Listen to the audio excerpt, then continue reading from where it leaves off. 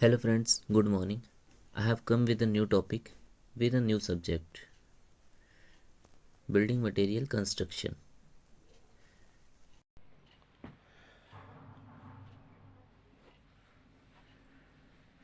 तो हम building material construction subject start करते हैं शुरू से।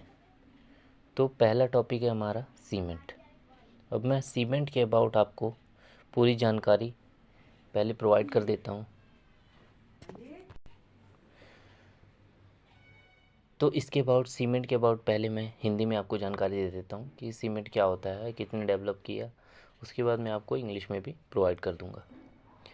तो फर्स्ट सीमेंट। सीमेंट जो है वो सबसे सिग्निफिकेंट बिल्डिंग मटेरियल है जो कंस्ट्रक्शन वर्क में यूज़ होता है। तो ये सिग्निफिकेंट बिल्डिंग मटेरियल है जो कंस्ट्रक्शन वर्क में यूज़ होता है। ये आर्टिफिशियल बिल्डिंग मटेरियल भी है, इसको हम आर्टिफिशियल बिल्डिंग मटेरियल भी कहते हैं। ये हमें नेचर से नहीं मिला है, ठीक है। इसके अबाउट हम आगे बात करेंगे डिटेल में। ये हमें नेचर से नहीं मिला है। ये इम्पार्ट कराता है बाइंडिंग प्रॉपर्टी कंस्ट्रक्शन वर्क में। सीमेंट जो है वो बाइंडिंग प्रॉपर्टी जो है इम्पार्ट कराता है कंस्ट्रक्शन वर्क में। और ये इसको डेवलप किसने किया था? जोसेफ एस्पडीन। कौन से सन में? 1824 टू 1825। वन सीमेंट जो है वो कंसिस्ट करता है दो कंपाउंड, एक कैलकेरियस कंपाउंड, दूसरा अर्जिलेशियस कंपाउंड। कैलकेरियस कंपाउंड जो होता है उसमें पाया जाता है कैल्शियम मैग्नीशियम, और आर्जिलिशियस कंपाउंड जो है उसमें पाया जाता है सिलिका एल्यूमिना और ऑक्साइड। कंपाउंड क्या होता है? कंपाउंड होता है दो या दो से अधिक सब्सटेंस से मिलके जो बना होता है उसको हम कहते हैं कंपाउंड। कैलकेरियस कंपाउंड के एग्जांपल्स हैं जैसे कि चॉक हो गया, लाइमस्टोन हो गया, सीमेंटेड रॉक हो गया, मार्ल हो गया, अल्कली वेस्ट हो गया, मेरिन शेल हो गया। और आर्जिलेशियस कंपाउंड के एग्जांपल्स हैं जैसे क्ले, शेल, स्लेट, ऐश। तो ये सब सारे एग्जांपल्स हैं। अब इसको मैं आपको जो है इंग्लिश में प्रोवाइड कर देता हूँ। तो ये आपकी डेफिनेशंस हैं सीमेंट की, और जो सीमेंट कंसिस्ट करता है दो आर्जिलेशियस कंपाउंड और कैलकेरियस कंपाउंड, और इसके एग्जांपल हैं। इसको आप नोट कर लेना। नेक्स्ट हम बात करते हैं different constituents of ordinary Portland cement. अब different constituents of ordinary Portland cement में हमारा पहला आता है लाइम। अब कॉन्स्टिट्यूएंट्स मतलब क्या होता है? कॉन्स्टिट्यूएंट्स मतलब होता है इन इंग्लिश कंपाउंड, या फिर हम कह सकते हैं इंग्रेडिएंट्स। इंग्रेडिएंट्स मतलब होता है सामग्री। तो किन किन चीज़ों से मिल के जो है वो सीमेंट बना है, ऑर्डिनरी पोर्टलैंड सीमेंट बना, ओपीसी बना है, उस चीज़ के अबाउट हम बात करेंगे। अब पहला जो है वो है लाइम। अब लाइम का फॉर्मूला जो होता है CaO, कैल्शियम ऑक्साइड।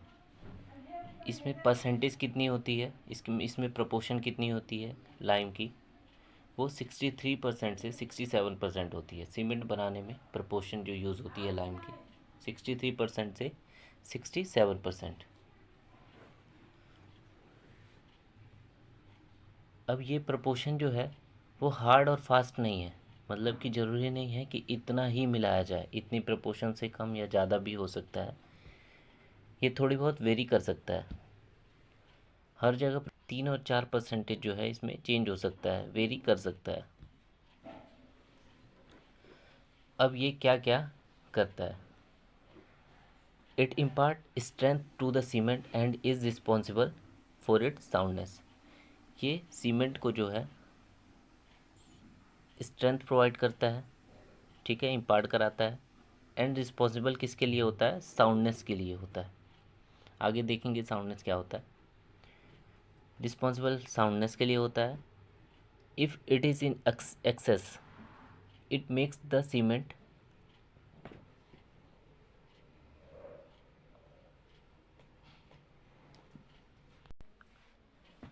तो ये सीमेंट को स्ट्रेंथ इम्पार्ट कराता है, और ये साउंडनेस के लिए भी रिस्पॉन्सिबल होता है। साउंडनेस मतलब होता है वॉल्यूम इंक्रीज़, कितना वॉल्यूम इंक्रीज़ हो रहा है, वॉल्यूम इंक्रीज मतलब कि स्वेलिंग आ जाती है, सूजन आ जाती है किसमें, जो सीमेंट से हम बनाए होते हैं स्ट्रक्चर को, उसमें क्या होती है, स्वेलिंग आ जाती है, मतलब उसका वॉल्यूम जो है वो बढ़ जाता है, इंक्रीज़ कर जाता है।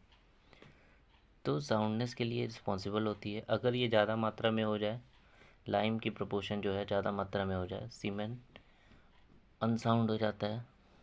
तो ये क्या होता है, अनसाउंड हो जाता है, मतलब कि इसका वॉल्यूम जो है वो बढ़ जाता है। ठीक। और बढ़ने के साथ साथ ये क्या होता है, जब बहुत ज़्यादा हो जाता है तो क्या डिसइंटीग्रेट हो जाता है, मतलब कि ढह जाता है, गिर जाता है।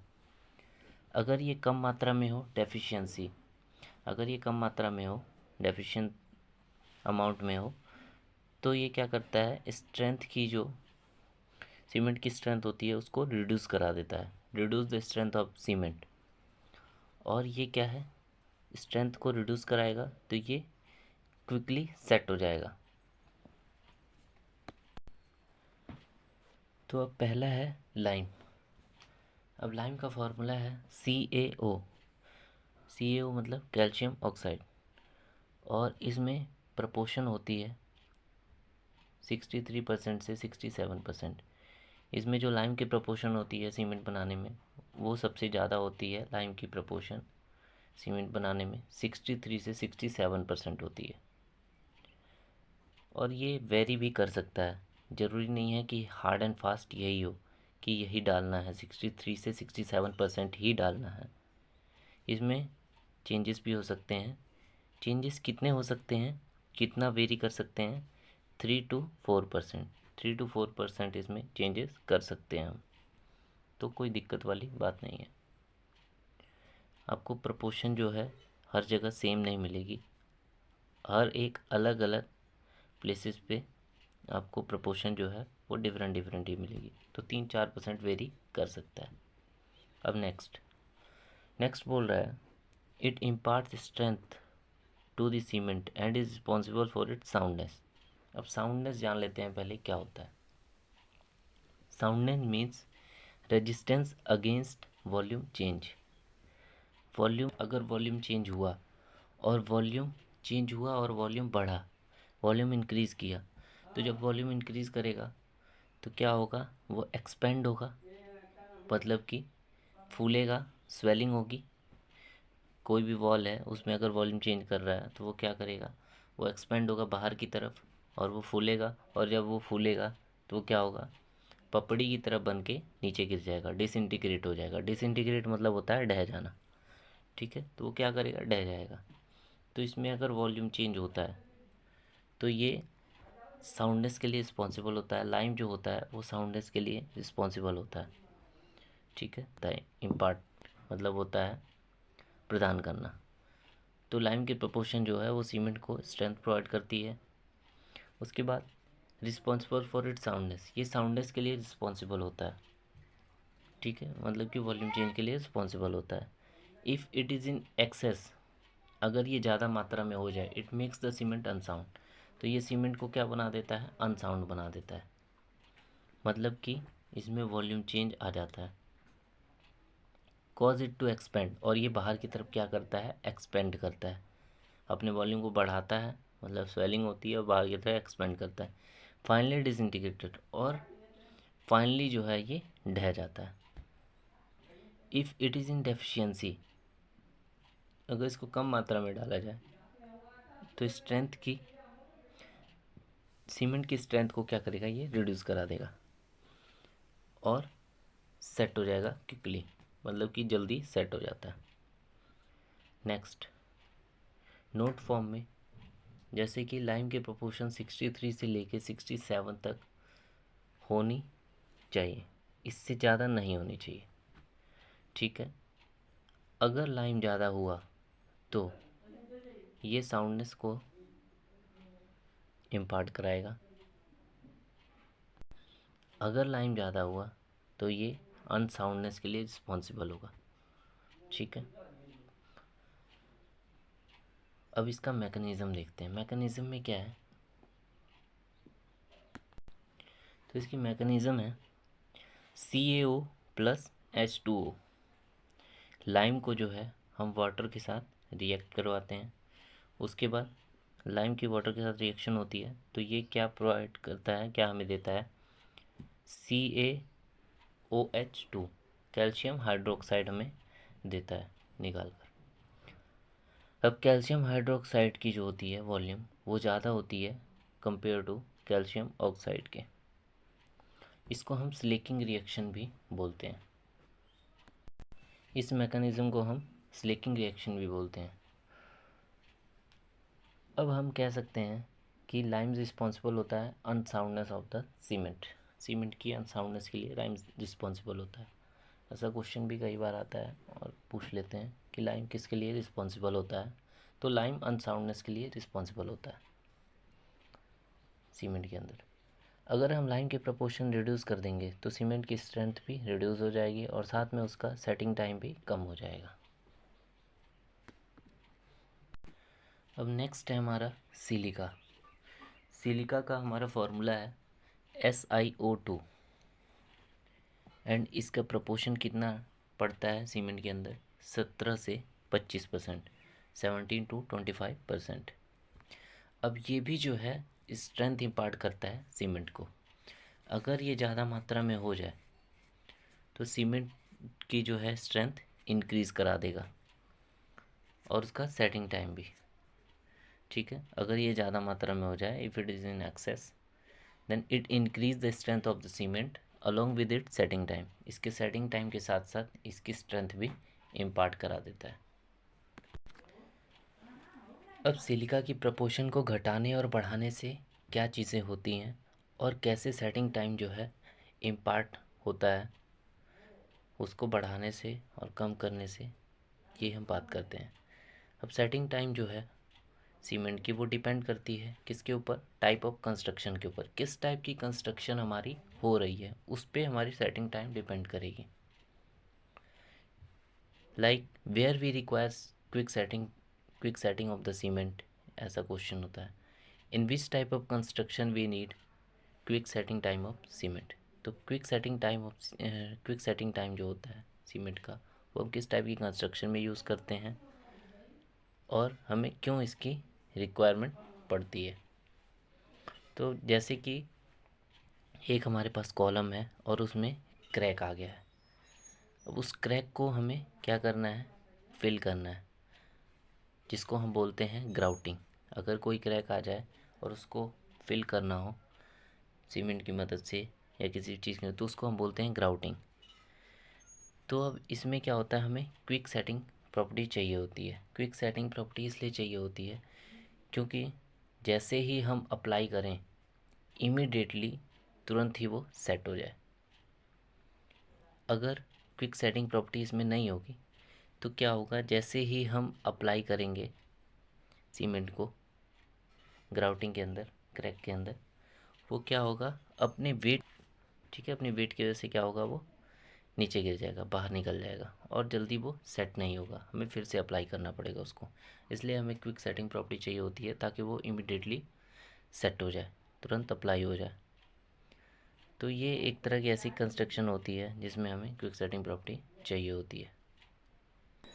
वो प्रोसेस जिसमें सीमेंट को अप्लाई करें इस क्रैक को भरने के लिए उसे ग्राउटिंग कहते हैं।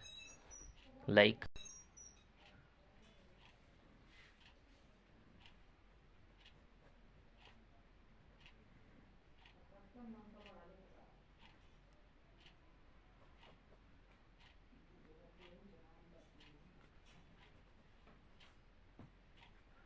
ये हमारा जो है वो कॉलम है।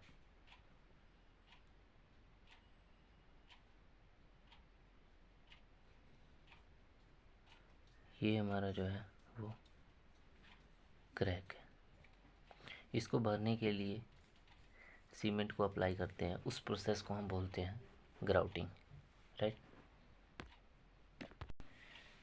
अगर मान लो हम नॉर्मल सीमेंट यूज़ करते हैं इस क्रैक को भरने के लिए तो ये वेट की वजह से बाहर तो निकल आएगा जैसे ही अप्लाई करेंगे। इसका मतलब मुझे ऐसा सीमेंट चाहिए जिसको मैं जैसे ही अप्लाई करूँ इमिडिएटली सेट हो जाए।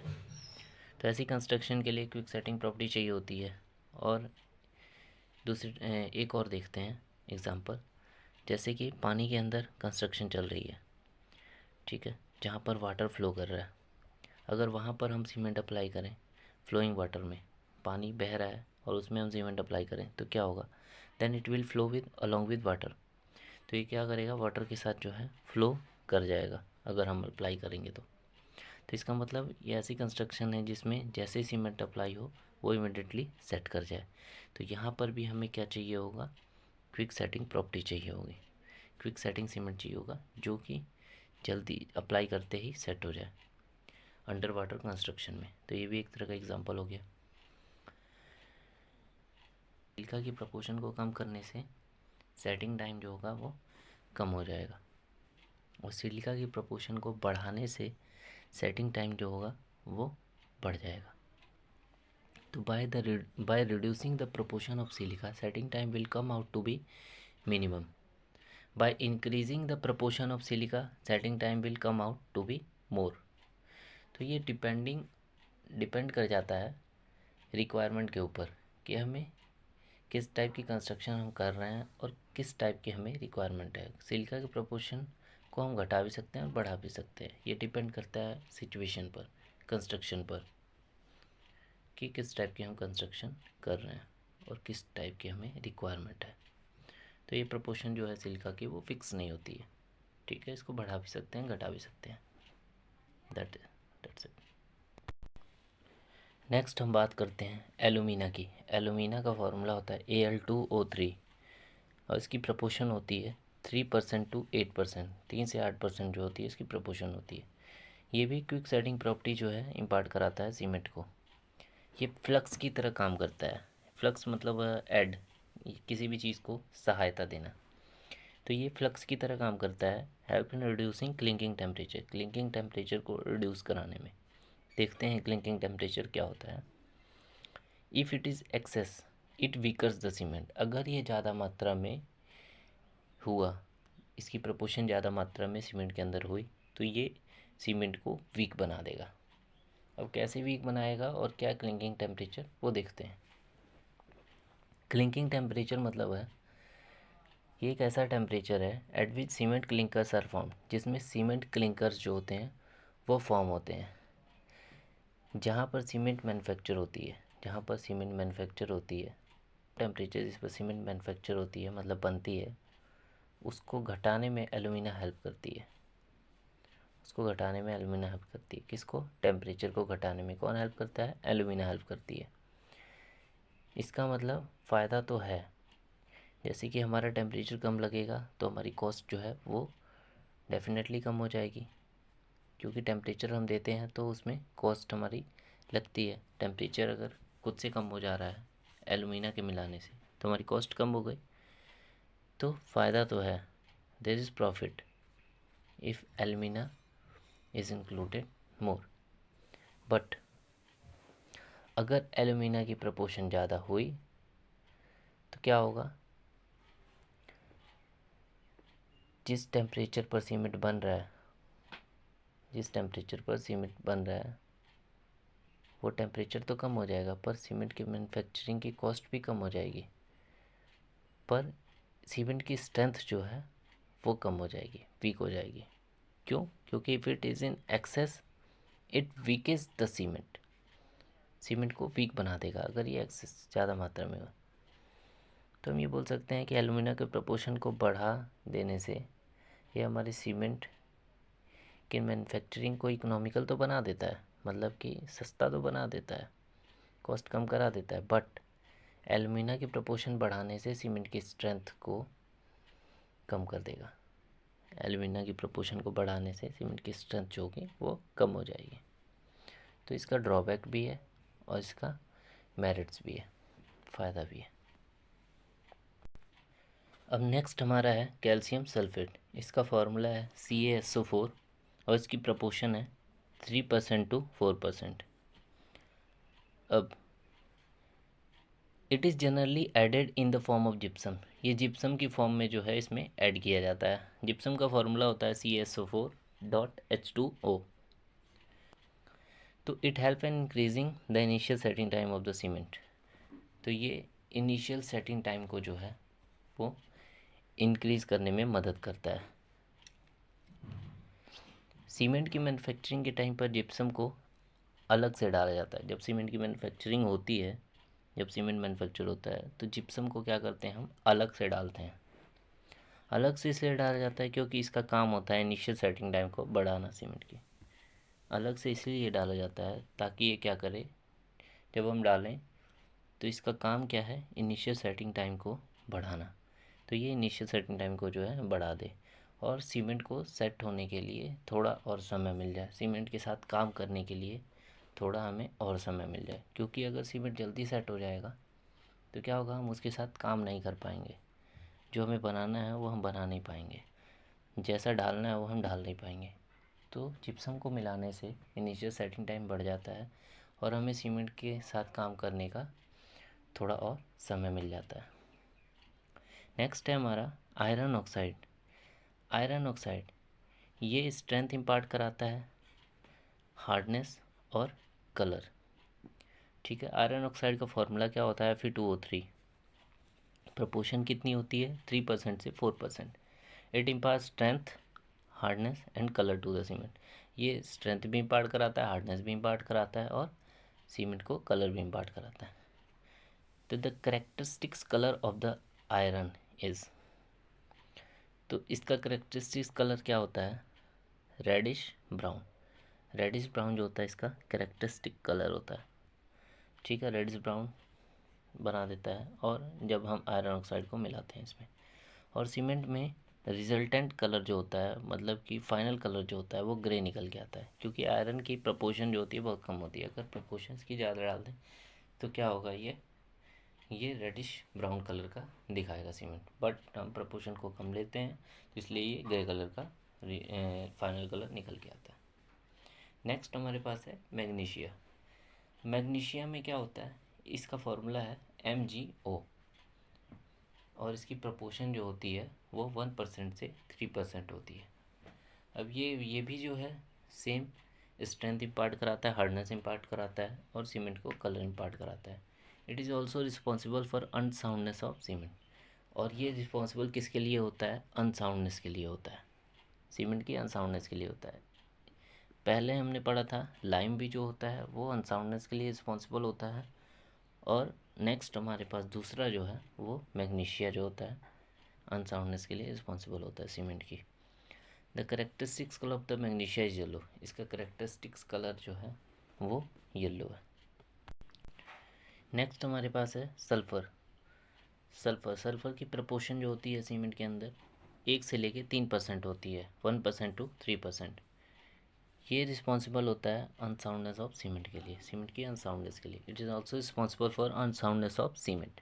तो सीमेंट की अनसाउंडनेस के लिए कौन कौन रिस्पॉन्सिबल है, सीमेंट की अनसाउंडनेस के लिए पहला रिस्पॉन्सिबल है लाइम, दूसरा रिस्पॉन्सिबल है मैग्नीशिया और तीसरा रिस्पॉन्सिबल है सल्फ़र। तो तीन जो हैं, तीन कॉन्स्टिट्यूएंट्स जो हैं वो रिस्पॉन्सिबल हैं सीमेंट के अनसाउंडनेस के लिए।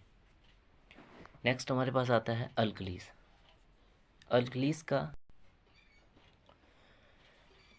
तो इसमें क्या होता है कि टाइम टेकिंग प्रोसेस है। जब पानी हमारे सरफेस के ऊपर होता है, जैसे कि पानी पड़ जाता है सरफेस के ऊपर, या बारिश का पानी मान लेते हैं, बारिश का पानी जब छत पर पड़ा तो पानी इकट्ठा हुआ और पानी इकट्ठा होने के बाद वो क्या हो गया, धीरे धीरे वो वेपराइज होने लगता है। जब वेपराइज हो जाता है तो उसमें जो एल्कलीज प्रेजेंट होती है वो क्या है, वहाँ पर रह जाती है। और जब एल्कलीज जो है वो पीछे छूट जाती है तो वो क्या बना लेता है, स्टेन, धब्बे, सरफेस के ऊपर स्टेन आ जाते हैं, धब्बे आ जाते हैं। अल्कलीज का फॉर्मूला है सोडियम ऑक्साइड और पोटाशियम ऑक्साइड, Na2O और K2O। इसकी प्रपोर्शन जो होती है वो 0.2 टू 1% होती है। 0.2 से लेके 1% तक इसकी प्रपोर्शन होती है। अब अल्कलीज की जो प्रेजेंट होती है सीमेंट में वो क्या करती है, present of alkalies in cement lead to the efflorescence and expensive reaction with aggregate. तो ये एफ्लोरेंस प्रोवाइड करता है इसका प्रेजेंस एल्कलीज का, और एक्सपेंसिव रिएक्शन एग्रीगेट के साथ होता है। एक्सपेंसिव रिएक्शन विद एग्रीगेट को हम कैंसर ऑफ सीमेंट भी बोलते हैं। देखते हैं क्या होता है ये। तो अल्कलीज जो होता है वो पाया जाता है एवरी बिल्डिंग मटेरियल, मतलब कि सभी बिल्डिंग मटेरियल में जो है एल्कलीज पाया ही जाता है। But we don't want alkalies in any building material, पर हमें एल्कलीज हर एक बिल्डिंग मटेरियल में नहीं चाहिए। Because alkalies have property to react with water, alkalies के पास जो प्रॉपर्टी होती है वो वाटर से रिएक्ट करने की होती है। तो हमें हर एक बिल्डिंग मटेरियल में जो है वो अल्कलीज नहीं चाहिए, क्योंकि इसके पास प्रॉपर्टी होती है वाटर से रिएक्ट करने की। अल्कलीज के पास प्रॉपर्टी होती है एफ्लोरेंस की। एफ्लोरेंस मतलब ही होता है reaction with water. Efflorescence is the technical name, और इसकी डेफिनेशन ये है कि रिएक्शन विद वाटर, एफ्लोरेंस का मतलब होता है रिएक्शन विद वाटर। ये याद रखिएगा, ये बहुत ज़रूरी है, that is very beneficial. Technically हमें पूछ लेता है टेक्निकल नेम, बट हमें उसके अबाउट नहीं पता होता है। तो पानी हमारे स्ट्रक्चर के सरफेस पर है, तो अल्कलीज रिएक्ट करता है पानी से स्ट्रक्चर के सरफेस पर। पानी वेपराइज हो जाता है और अल्कलीज पीछे छूट जाती है, which will lead to the development of stains over the surface. Stains मतलब होता है धब्बे। तो क्या होता है कि जैसे बारिश का पानी आपने देखा ही होगा, जब छत पर गिरता है तो पानी, वो धब्बे इसी वजह से होते हैं कि अल्कलीज जो होती है वो पीछे छूट जाती है और पानी की वेपराइजेशन हो जाती है। तो किसी भी अनफिनिश सरफेस के ऊपर जो वाइट और ग्रे कलर के स्टेन्स मिलते हैं वो अल्कलीज की वजह से ही होते हैं। ठीक है, अल्कलीज की प्रेजेंस की वजह से हमारे स्ट्रक्चर की एस्थेटिक अपीयरेंस की वैल्यू जो है वो कम हो जाती है। एस्थेटिक अपीयरेंस मतलब होता है कि दिखने में अच्छा लगे स्ट्रक्चर किसी। आगे हम देखेंगे कि बॉक्स कंपाउंड क्या होते हैं, कैसे आए। ठीक है, बॉक्स कंपाउंड इन्हें क्यों बोला जाता है, बॉक्स कंपाउंड कितने होते हैं। ठीक है, इन सब सारी चीज़ों के बारे में डिस्कस हम कल करेंगे नेक्स्ट वीडियो में।